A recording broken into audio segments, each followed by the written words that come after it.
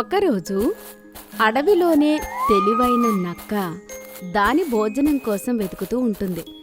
దానికి ఒకచోట అందమైన ద్రాక్ష పళ్ళ చెట్టు కనిపిస్తుంది. దానిమీద రకరకాల అందమైన ద్రాక్ష పండ్లు ఉంటాయి.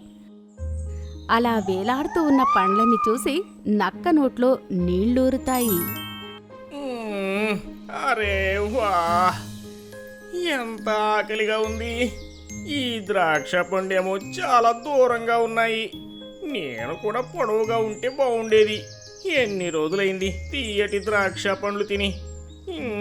ఏదో ఒక ఉపాయం ఆలోచించాలి. ఆలోచించు నక్క, ఆలోచించు, ఏదో ఒకటి దొరుకుతుంది. తెలివైన నక్క అక్కడ చూస్తూ ఉంటుంది. అప్పుడే దానికి ఒక కాకి కనిపిస్తుంది. అది కాకితో ఇలా అంటుంది. ఓహో, నువ్వు ఇక్కడ ఒంటరిగా కూర్చొని ఏం చేస్తున్నావు? రా, నీకు ద్రాక్ష పళ్ళు తినిపిస్తా. కాకి నక్కతో, నేను ద్రాక్ష పళ్ళు తినను. ఎవరు నువ్వు? నా సమయం ఎందుకు వృధా చేస్తున్నావు? ఒరే వా, నువ్వు మావాడివి అనుకున్నా, తప్పుగా అనుకున్నానులే. ఇప్పుడు నక్క ఇంకొక ఉపాయం ఆలోచించాల్సి వస్తుంది. అది మళ్ళీ ద్రాక్ష పండ్ల చెట్టు దగ్గరికి వెళ్లి మాట్లాడుకుంటూ ఉంటుంది. ఓ, ఏం చెయ్యాలి? అప్పుడే దానికి చెట్టు దగ్గర ఒక పక్క బంగారు హారం కనిపిస్తుంది. అది ఎలా అనిపిస్తుందంటే ఎవరో అక్కడ ఆ బంగారు నగ దాచిపెట్టినట్టు. అరే, ఎవరైనా ఉన్నారా అక్కడ? చూడండి, బంగారు ద్రాక్ష పండ్లు. నేనైతే బంగారు ద్రాక్ష పండ్లు తెంపలేకపోతున్నాను. కాసేపట్లో అరుపు విని ఒక ఏనుగు అక్కడికి చేరుకుంటుంది. ఇంకా ఏనుగు, బంగారు ద్రాక్ష, ఏం మాట్లాడుతున్నావు నువ్వు నక్కా? ఇవి కూడా నీ తెలివితేటలా చెప్పు. అరే ఏనుగు అన్నా, నువ్వా? మంచి పని చేశావు. అక్కడ చూడు, ఎంత పెద్ద బంగారం ఉందో. ఏనుగు బంగారు హారాన్ని చూస్తుంది. ఇంకా దాని తొండం పైకి ఎత్తుతుంది. అప్పుడు నక్క, కాస్త చెట్టును ఊపి చూడు, అక్కడ ఇంకేదైనా దొరకొచ్చు నీకు. ఏనుగు అలానే చేస్తుంది. అది చెట్టుని ఎంత గట్టిగా ఊపుతుందంటే చెట్టు మీద ఉన్న ద్రాక్ష పండ్లన్నీ కింద పడిపోతాయి. ఇంకా హారం ఏనుగు తొండానికి చేరుతుంది. నక్క టక్కున కింద పడ్డ ద్రాక్ష పండ్లన్నీ తింటూ ఉంటుంది. అప్పుడు ఏనుగు దానితో ఇలా అంటుంది. నాకు తెలుసు, ఇవన్నీ నువ్వు కావాలనే చేశావని. అరే అలా ఏం లేదు, ఆకలేసింది కాబట్టి తిన్నాను. మరి ఆహారం నిజంగానే బంగారం కాదా చెప్పు? అది నిజమే. అయితే ఈ హారాన్ని నీ భార్య కోసం తీసుకెళ్ళు, సంతోషపడుతుంది. కానీ తన గొంతు అయితే చాలా పెద్దది కదా. అయితే నాకివ్వు, నేను నీ స్నేహితురాలనే కదా. నక్క దాని తెలివితేటలతో చాలా ద్రాక్ష పండ్లు తింటుంది. ఇంటికి కూడా తీసుకుని వెళ్తుంది. అలానే ఏనుగు దగ్గర తెలివితేటలతో బంగారు హారం కూడా తీసుకుని అన్నిటితో కలిసి ఇంటికి తిరిగి వెళ్ళిపోతుంది. ఒకరోజు 3 కుందేలులు ఒక మైదానంలో హాయిగా ఆడుకుంటూ ఉంటాయి. హఠాత్తుగా వాళ్ళకి ఒక అందమైన గాజర్ తోట కనిపిస్తుంది. అవి గాజర్ తోటకి వెళ్ళి వాటి కోసం గాజర్ తీసుకుని వస్తాయి. అవి 3 హాయిగా కూర్చుని గాజర్ తింటూ ఉంటాయి. అందులో ఒక గాజర్ మాత్రం చాలా పెద్దదిగా ఉంటుంది. ఇప్పుడు ఆ 3 గొడవ పడుతూ ఉంటారు. ఆ గాజర్ ఆ 3లో ఎవరు తినాలి అని. ఆ 3 అలా మాట్లాడుతూ ఉంటారు. అప్పుడు అక్కడికి ఒక నక్క వస్తుంది. నక్క దాని ఆకలి తీర్చుకోవాలి అనుకుంటుంది. అది ఆ 3ని తినేయాలి అనుకుంటుంది. అది ఆ 3తో మాట్లాడి ఏం చెప్పాలి అనుకుంటుందంటే అది వాళ్ళకి మిత్రుడు అని. నక్క కుందేలుతో ఇలా అంటుంది. ఒరే ఒరే, మీరు ఎందుకు గొడవ పడుతున్నారు? ఇందులో గొడవ పడాల్సిన అవసరం అంత ఏముంది చెప్పండి. ఇలా ఇవ్వండి, నేను దాన్ని 3 భాగాలు చేసి మీకు ఇస్తాను. ఇందులో పెద్ద విషయం ఏముంది? నక్క ఆ గాజర్ని 3 భాగాలుగా కోసి 3కి ఇస్తుంది. ఆ 3 కనిపిస్తుంది నక్క చాలా మంచిదని. అరే, మీరు 3 టక్కున దాన్ని తినేశారు. రోజంతా మీరు అలానే వాడుకుంటూ ఉంటారా?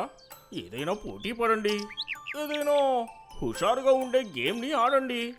కానీ మేము కొత్తగా ఏం ఆడుకోవాలి? రోజు అలా మామూలుగానే అటు చుట్టూ తిరుగుతూనే ఉంటాము. ఒరే, మీ అందరికీ ఎగరడం చాలా ఇష్టం. ఇంకా మీకు పరుగెత్తడం కూడా బాగా వస్తుంది కదా. రండి, నేను మీకు ఒక పోటీ పెడతాను. అందులో ఎవరైతే ముందు వస్తారో నేను వాళ్ళ కోసం తోటలో నుంచి చాలా తినడానికి తీసుకొని వస్తాను మీకోసము. చెప్పండి, ఏమంటారు? అదే మంచిది. 3 మిత్రులు పోటీకి ఒప్పుకుంటారు. ఆ ముగ్గురికి తెలీదు నక్క వాళ్ళని తినాలి అనుకుంటుందని. నక్క కావాలని పోటీ జరుగుతున్న దారిలో ఒక పెద్ద రాయి పెడుతుంది. దానిపైన చాలా తేనె కూడా పోస్తుంది. ఇప్పుడు ఈ తేనుగు అతుక్కుని ఏదో ఒక కుందేలు అయితే తప్పకుండా ఇరుక్కుంటుంది. అతుక్కున్న తర్వాత నేను దానిని తినేస్తాను. కానీ తేనెటీగలు ఈ విషయాన్ని గమనిస్తాయి. మిత్రులారా చూడండి, ఆ నక్క ఏం చేస్తుందో. అది మన మిత్రులైన కుందేల్ని తినాలనుకుంటుంది. పదండి, అతన్ని వెంబడిద్దాం. తేనెటీగ చాలా తెలివైంది. అది నక్క వెనకాలే వెళ్తుంది. ఇంకా చూడాలనుకుంటుంది నక్క నిజంగానే కుందేళ్ళని దాని మిత్రులుగా భావిస్తుందా, లేదా వాళ్లపైన ఏదైనా కుట్ర పన్నుతుందా అని. తేనెటీగ మెల్లిగా ఒక చెట్టు పైన కూర్చొని అంతా చూస్తూ ఉంటుంది.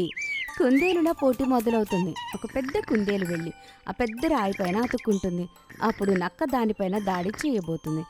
అప్పుడు తేనెటీగ దాని మొత్తం సేనతో ఇలా అంటుంది, పదండి, ఆ నక్క పైన దాడి చేయండి. అన్ని తేనెటీగల రాణి తేనెటీగ మాటలు విని నక్క పైన దాడి చేస్తాయి. నక్కకు చాలా దెబ్బలు తగులుతాయి. కుందేలు తప్పించుకుంటుంది. అదంతా చూసి 2 కుందేలులు అక్కడే ఆగిపోతాయి. ఇంకా తేనెటీగల్ని ఇలా అడుగుతాయి, ఇదంతా ఏంటి? అరే మూర్ఖుడా, నీకింకా అర్థం కాలేదా? ఈ నక్క మిమ్మల్ని తినాలి అనుకుంది. ఒకరుగా మీ ముగ్గురిని ఇదే నా తేనె దొంగిలించి అక్కడికి వచ్చింది. మీరు దానిలోని అతుక్కోవాలి అని, మిమ్మల్ని ఒక్కొక్కరిని చంపుకొని తినేయాలని అనుకుంది. నేను దాని మాటలు విన్నాను. దాని బుద్ధి నాకు ముందే తెలుసు. అందుకే దాన్ని వెంబడిస్తూ నేను ఇక్కడికి వచ్చాను, మిమ్మల్ని కాపాడటానికి. మీరు ఆడుకోవాలనుకుంటే నాతో పాటు ఆడుకోవచ్చు. హాహా తప్పకుండా.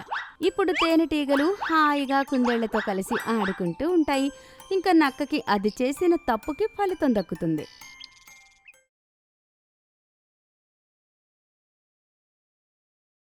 చీకు ఎలుక కట్టుకుంది వెదురు కర్రలతో ఇల్లు. చీకు ఎలుక చాలా అందంగా ఉండేది. చాలా అల్లరి చేసేది, అందరితో కలిసేది, ఎగిరేది, ఇంకా ఆనందంగా ఉండేది. ప్రతి ఒక్కరు దాన్ని చాలా ప్రేమగా చూసుకునేవారు. కానీ ఒకరోజు అది ఏడుస్తూ ఏనుగుకి కనిపిస్తుంది. అప్పుడు ఏనుగు ఆశ్చర్యపోతూ ఉంటుంది.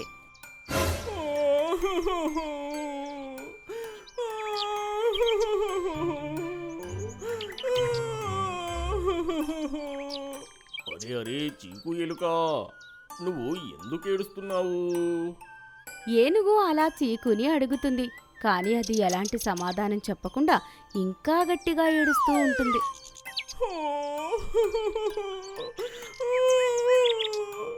అరే నువ్వు అలా ఏడుస్తూనే ఉంటే ఎలా మిత్రమా? నీ బాధ ఏంటో నువ్వు నాకు చెప్పాలి కదా. నువ్వు చెప్పకుండా నీ బాధ ఏంటో నాకెలా తెలుస్తుంది? అసలు చెప్పు, నీకు ఏమైంది? నువ్వు ఎగురుతూ ఆనందంగా ఉంటేనే బాగా అనిపిస్తావు. చెప్పు, అసలు విషయం ఏంటి? ఎందుకు ఏడుస్తున్నావు నువ్వు? కానీ చీకు మాత్రం ఏడుస్తూనే ఉంటుంది. అప్పుడే పక్కనే ఉన్న అరటి పండుని తెంపి ఇలా అంటుంది ఏనుగు. అరే ఇదిగో తీసుకో, ఈ అరటి పండు తిను. ఆ తర్వాత చెప్పు, అసలు నీకు ఏమైంది? ఏడుస్తూ ఏడుస్తూ అల్లరి చీకు అరటి పండు చేతిలోకి తీసుకుని మళ్ళీ నవ్వుతూ ఉంటుంది. అట్టి పని చాలా బాగుంది. ఇది చాలా బాగుంది. అరటిపండు తినగానే భలేగా నవ్వుతున్నావు. ఇప్పుడు ఈ విషయం చెప్పు, నువ్వసలు ఎందుకు ఏడుస్తున్నావు? చీకు తన బాధని ఏనుగుకి చెప్తుంది. నేనేం చెయ్యాలి? నాకు చాలా కంగారుగా ఉంది మిత్రమా. అరే అదే కదా నేను ఇందాకటి నుంచి నిన్ను అడిగేది, చెప్పు. నా మట్టి ఇల్లు ఉంది కదా, అది వర్షం పడగానే మునిగిపోతుంది. ఇక నేను అక్కడ ఇక్కడ తిరగాల్సి వస్తుంది. నా ఇల్లు ఎప్పటికీ పాడు కాకుండా ఉండే విధంగా ఉంటే బాగుంటుంది అనిపిస్తుంది. ఓ అంతేనా?